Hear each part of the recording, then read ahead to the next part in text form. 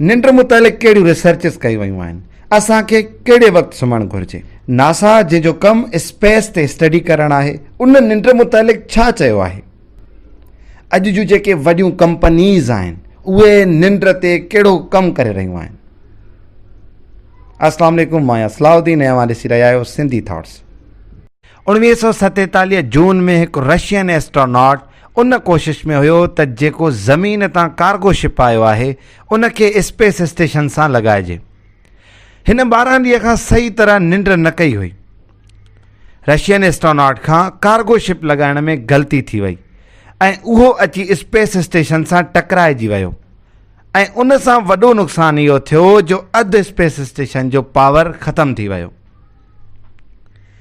उन ते नासा हिकु रिसर्च कई जंहिंखे नासा नेप स्टडी चवंदा आहिनि।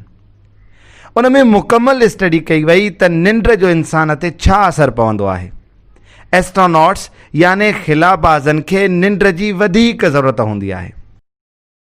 उन रिसर्च जा नतीजा इहे निकिता त अगरि तव्हां ॾींहं जो 26 मिंट निंड कयो था त तव्हांजे कमु करण जी सलाहियत 34% वधी वेंदी ऐं 16% तव्हांजे फ़ैसिलनि करण जी सलाहियत में इज़ाफ़ो थींदो। तव्हां घटि वक़्तु वठंदा फ़ैसिले करण में, छो त जेके ख़िलाबाज़ हूंदा आहिनि उन्हनि खे थोरे वक़्त में सही फ़ैसिलो करणो हूंदो आहे। उन्हनि जी निंड जो पूरो हुजणु इंतिहाई ज़रूरी हूंदो आहे।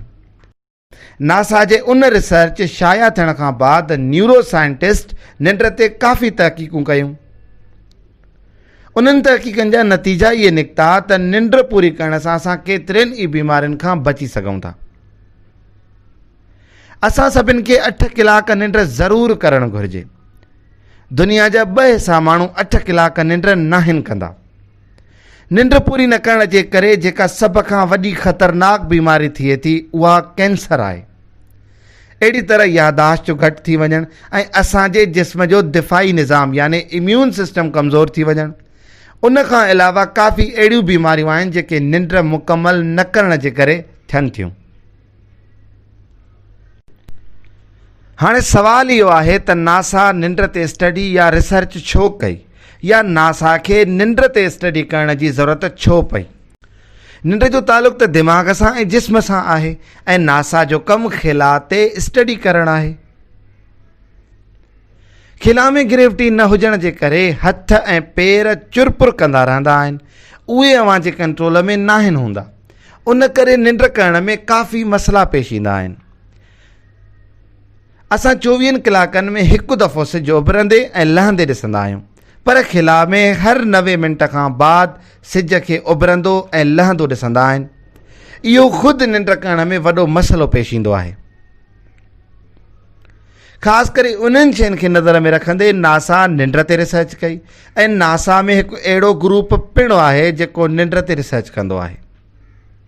नेशनल स्लीप फाउंडेशन 2011 में रिसर्च कई त अगरि अमेरिकन्स सही तरह निंड कनि त साल में $36 बिलियन जो फ़ाइदो हासिलु करे सघनि था।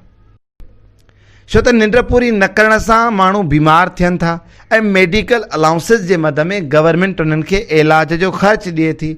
निंड पूरी करण सां इंसानु सिहतमंद रहे थो ऐं कंपनियुनि खे इलाज जे मद में ख़र्च करणु बची पवे थो।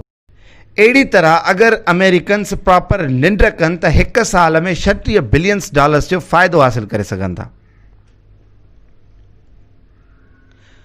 सुम्हिजे कहिड़े वक़्तु, इन ते काफ़ी रिसर्चिस कयूं वयूं आहिनि।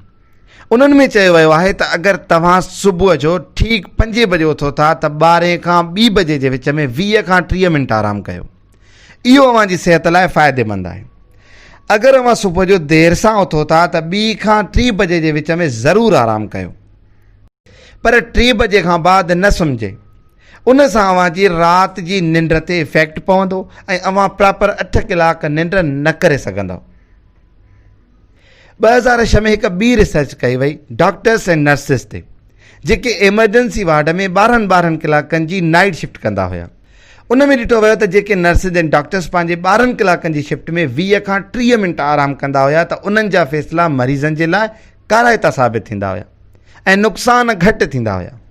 एमरजेंसी वार्ड में ड्यूटी करण दौरान कहिड़े वक़्तु कोई बि तकिड़ो फ़ैसिलो करण जी कंडीशन अची वेंदी आहे ऐं जेके डॉक्टर्स मुकमल अलर्ट रहंदा हुया ऐं आराम न कंदा हुया, उन्हनि जा फ़ैसिला एतिरा काराइता साबित न थींदा हुया।